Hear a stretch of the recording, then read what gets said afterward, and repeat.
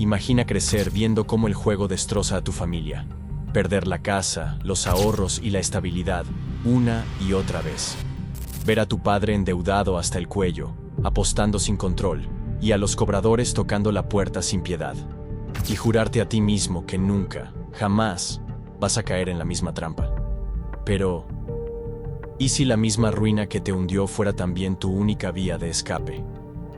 Hoy, en el lado negro del azar, te voy a contar la historia de un hombre que no solo venció a las casas de apuestas, las humilló, las dejó de rodillas, y después cambió las reglas del juego para siempre. Esta es la historia de Haralabos, Bob Bulgaris, el jugador que convirtió la venganza en ciencia. Año 2010. En la penumbra de una habitación silenciosa, un hombre observa la pantalla de su computadora. Sus ojos no se apartan de las cifras, una cadena interminable de dígitos que marcan su triunfo. 7 ceros. Una suma que, para cualquiera, sería la meta final. Pero para él, no es suficiente. No porque quiera más dinero, sino porque quiere algo que el dinero no compra: la certeza de haber completado su venganza. Él es el hijo de un ludópata, un hombre que vio su infancia consumida por deudas y promesas rotas, y que juró que un día le devolvería el golpe a las casas de apuestas que destrozaron a su familia. Sabe que aún no ha terminado. El juego no ha acabado. Para entender cómo llegó a este momento, debemos retroceder una década. Año 2000, Winnipeg, Canadá. Entre pasillos desangelados de un centro comercial de mala muerte, un joven de 25 años llamado Haralabos Bulgaris, Bob, para los pocos que lo conocían, vive una vida que parece destinada a la rutina. Trabaja como maletero en un aeropuerto, cargando equipaje ajeno mientras sueña con otra clase de viajes y otra clase de victorias. Su verdadera pasión no es su trabajo, sino el deporte.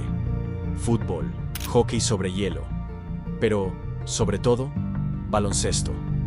Un mundo que conoce con una precisión obsesiva, capaz de recordar estadísticas, jugadas y estrategias como si fueran recuerdos personales. Pero en su historia hay una sombra. Su padre, un hombre con olfato de empresario y manos hábiles para los negocios, tenía un defecto mortal: la ludopatía. Apostaba siempre por instinto, por corazonadas, sin análisis ni control. Y cada apuesta fallida dejaba una cicatriz más profunda en la familia. 3 veces perdieron todo: la casa, el negocio, los ahorros. Y las casas de apuestas nunca mostraron compasión. No importa cuánto se arruinara un hombre, para ellas siempre había un nuevo cliente al que exprimir. Bob no quería seguir el camino autodestructivo de su padre. Tenía 2 objetivos claros: estabilidad y respeto. Y la ruta que había trazado para alcanzarlos era tan irónica como peligrosa: usar las apuestas deportivas, el mismo veneno que había destrozado su hogar, como su antídoto. Ese año, tomó la decisión más arriesgada de su vida. No habría medias tintas, ni cálculos a medias. Apostó sus $80,000, todo lo que había conseguido ahorrar en años de trabajo, a un solo resultado: que Los Ángeles Lakers se coronarían campeones de la NBA.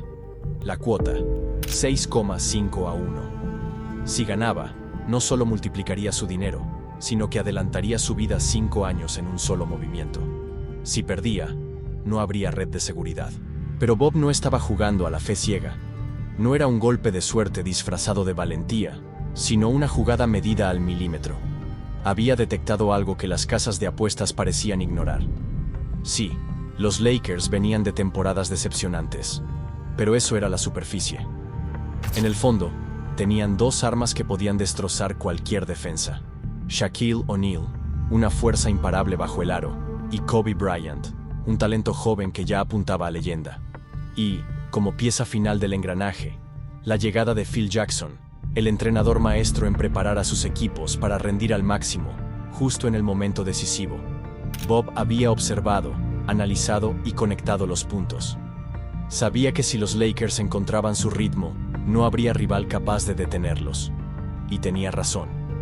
La temporada arrancó, y poco a poco, su predicción empezó a cumplirse. El equipo encadenó victorias, aplastó en playoffs, y en las finales, arrasó. En junio del 2000, mientras caía la lluvia de confeti dorado sobre la cancha, Bob sonrió. Su boleto ganador valía ahora $600,000, más de 500,000 en ganancias limpias. Para cualquiera, aquello podría parecer un golpe de fortuna. Para él, era la confirmación de su tesis. Las casas de apuestas no eran invencibles. Se las podía derrotar. Y, en su mente, esa fue la verdadera apuesta que ganó. No el dinero, sino la certeza de que había encontrado la grieta en el muro. En 2001, la apuesta que había cambiado su vida se convirtió en algo más que un golpe aislado. Se transformó en su profesión. Bob dejó el trabajo como maletero, dejó atrás horarios fijos y jefes, y se sumergió por completo en el mundo de las apuestas. Pero no como su padre, esclavo de impulsos y corazonadas, sino como lo que él llamaba un apostador afilado. Un sharp bettor no busca la emoción del riesgo, sino las grietas en el sistema. Y Bob encontró una que parecía demasiado buena para ser real: las segundas mitades de los partidos de baloncesto. No fue casualidad, fue ciencia. Tras estudiar cientos de juegos completos, identificó un patrón constante. Los cuartos finales solían tener más puntos que el resto del partido.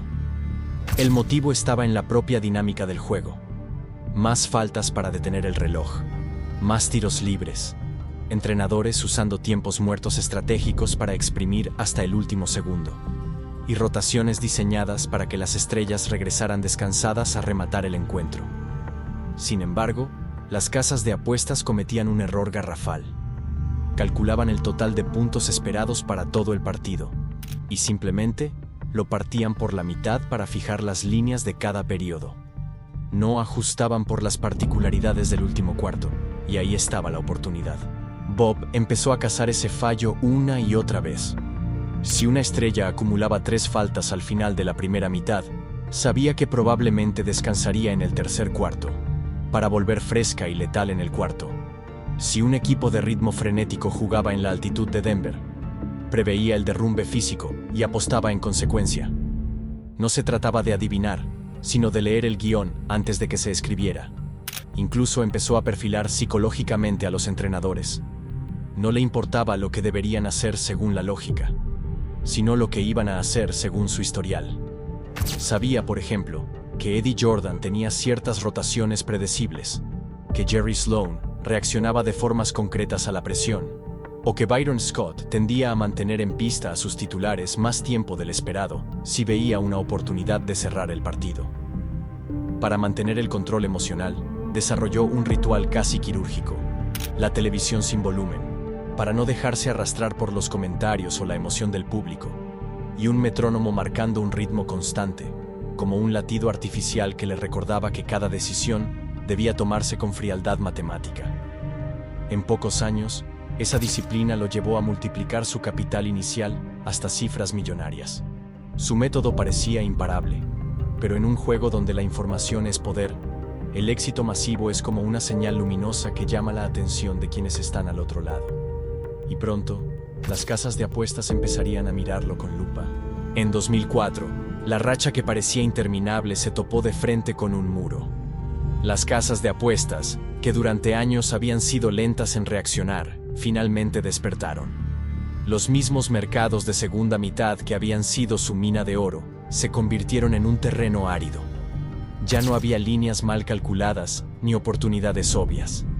Ahora, los bookies contaban con sus propios equipos de analistas, procesaban datos en tiempo real y ajustaban las cuotas en cuestión de segundos.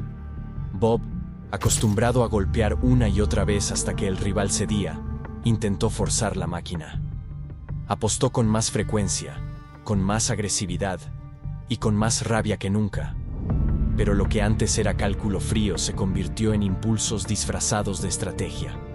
El resultado fue devastador. En solo un mes perdió 1/3 de todo su capital. El golpe no solo fue económico, fue un recordatorio doloroso de que en este juego, quedarse quieto equivale a retroceder. El ecosistema había evolucionado y ya no bastaba con ser el más rápido en detectar un patrón. Ahora se necesitaba ir varios pasos por delante. Bob tomó entonces una decisión que sorprendió a todos los que lo conocían. Se retiró de las apuestas durante una temporada completa. Nada de NBA 2004 a 2005. Nada de segundas mitades, ni líneas, ni cuartos finales. un silencio total. Durante ese retiro, intentó algo que nunca había considerado seriamente: ofrecer su conocimiento directamente a los equipos de la NBA. Si podía ayudar a batir a las casas de apuestas, ¿por qué no usar esas mismas habilidades para ganar partidos reales?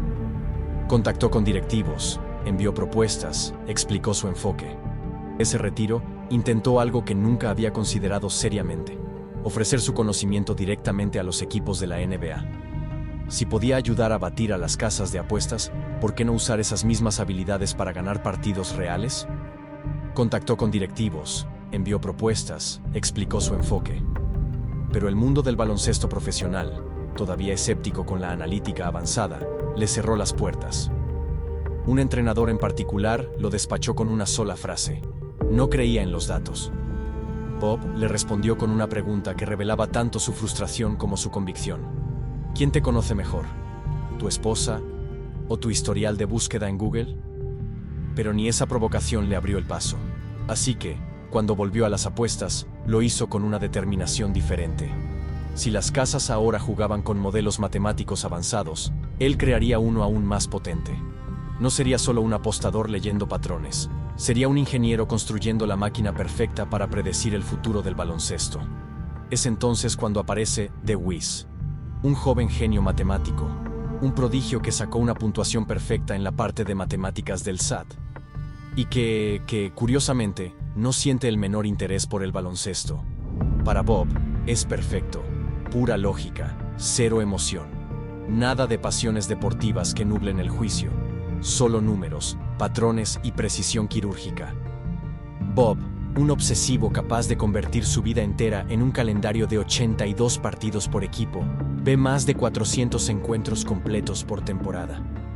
No solo los mira, los disecciona, los pausa, los rebobina, anota detalles que otros descartarían como irrelevantes. Mientras tanto, The Wiz vive encerrado en un mundo paralelo, hecho de líneas de código y ecuaciones. Programa sin descanso, ajusta algoritmos, corrige sesgos, limpia datos y afina variables hasta un nivel casi maniático. No hay vacaciones, no hay días libres, no hay margen para el error. Cada vez que Bob identifica un patrón, The Wiz lo traduce en lenguaje matemático. Cada vez que el modelo comete un fallo, vuelven a abrirlo como si fuera un motor averiado y lo reconstruyen pieza a pieza. Su obsesión compartida es encontrar esa fracción de segundo en la que el mercado de apuestas queda vulnerable, esa grieta microscópica en la muralla que las casas de apuestas levantan para protegerse. Durante años, el avance es lento y frustrante. Los primeros modelos apenas generan ganancias modestas, lo justo para no abandonar pero insuficiente para cambiarles la vida. Las madrugadas frente a pantallas llenas de datos parecen no tener recompensa, pero entonces, tras incontables ajustes y miles de simulaciones, en 2009 logran un salto evolutivo. Nace EW 2.0. Ya no es solo un modelo para predecir quién ganará un partido. Es una máquina capaz de simular cada posesión de cada encuentro. Está alimentado por submodelos que registran detalles invisibles para la mayoría. Las tendencias personales de cada árbitro al pitar faltas, el desgaste invisible de un equipo tras una gira de 3 partidos fuera de casa, el momento exacto en que un entrenador cambia a su quinteto titular, la fatiga mental de un jugador después de una prórroga, e incluso el impacto psicológico que un triple sobre la bocina puede tener en el cuarto siguiente. El efecto es inmediato y devastador. En la segunda mitad de esa temporada, Bob no solo gana, arrasa. Las líneas de las casas de apuestas caen una tras otra como fichas de dominó. Su porcentaje de acierto roza el 70%, una cifra tan absurda que, para cualquiera que conozca el negocio, equivale a una confesión de que tiene información que los demás no tienen. En días grandes, cuando el calendario se alinea y las oportunidades son perfectas, llega a mover hasta $1 millón en apuestas en apenas 24 horas. No es un jugador, es un operador quirúrgico manejando una máquina que imprime dinero con precisión milimétrica. Cada partido es una transacción fría, calculada, sin un ápice de azar. Ha vencido al sistema, otra vez. Pero en este mundo, las victorias son temporales. Las casas de apuestas, que hasta ahora se habían limitado a ajustar líneas, deciden pasar al contraataque. Saben que si dejan que alguien como Bob opere libremente, las pérdidas serán catastróficas. En 2011 empiezan la ofensiva. Le cierran cuentas sin previo aviso, limitan el tamaño máximo de sus apuestas a cifras ridículas y en algunos casos bloquean directamente su acceso a determinadas plataformas. El mensaje es claro: te hemos detectado y no eres bienvenido. Pero Bob no es el tipo que se rinde ante un muro. Si le cierran la puerta, entra por la ventana. Diseña una estrategia para seguir apostando sin ser rastreado. Crea una red de beards, intermediarios que apuestan en su nombre, dispersando el riesgo y evitando que las casas unan las piezas del rompecabezas. Estos beards no son simples corredores. Algunos son amigos de confianza, otros profesionales pagados. Y entre ellos, para sorpresa de muchos, incluso rostros famosos. Uno de ellos, nada menos que Floyd Mayweather, el invicto campeón de boxeo, coloca apuestas millonarias siguiendo las indicaciones de Bob. Cada vez que un beard gana, el dinero fluye de vuelta a Bob. Cada vez que una casa cree haber cerrado la fuga, otra se abre en otro punto. Es un juego de sombras, de identidades prestadas, de operaciones ocultas. Bob ya no solo está apostando, está librando una guerra silenciosa contra un enemigo que tiene recursos ilimitados. Aún así, Bob ya mira más allá del dinero. No quiere solo vivir del deporte, quiere entrar en él. No ser el espectador con ventaja, sino el arquitecto que diseña la victoria. En 2018, Mark Cuban, dueño de los Dallas Mavericks, lo ficha como director de análisis cuantitativo. Bob pasa de ganar dinero explotando errores a trabajar desde dentro para corregirlos. Define rotaciones de jugadores, estrategias de draft y decisiones clave en los minutos finales. Por primera vez, el hombre que vivía de derrotar al sistema ahora forma parte del sistema. En 2021, deja el equipo. Algunos nunca aceptaron que un apostador tuviera tanto poder en una franquicia NBA. Pero a Bob no le importa. Ya ha demostrado su punto. En 2022, lanza su apuesta más ambiciosa. Compra el CD Castellón, un club de fútbol español en tercera división. Desde el primer día, aplica su método de datos a todo: fichajes, tácticas, gestión de plantilla, preparación física. El resultado es inmediato. En su primera temporada, ascienden como campeones. Su objetivo ahora es claro: llevar al Castellón a la élite, devolviéndolo a la primera división después de más de 30 años. Bob Voulgaris pasó de ser el hijo de un ludópata arruinado a convertirse en dueño de un club y arquitecto de su propio destino. Demostró que, incluso en el mundo del juego, la información es poder, que la paciencia, el análisis y la frialdad pueden convertir a la presa en depredador, pero también que, en el lado negro del azar, nada permanece igual para siempre. Hoy puedes estar por delante, mañana quizá no.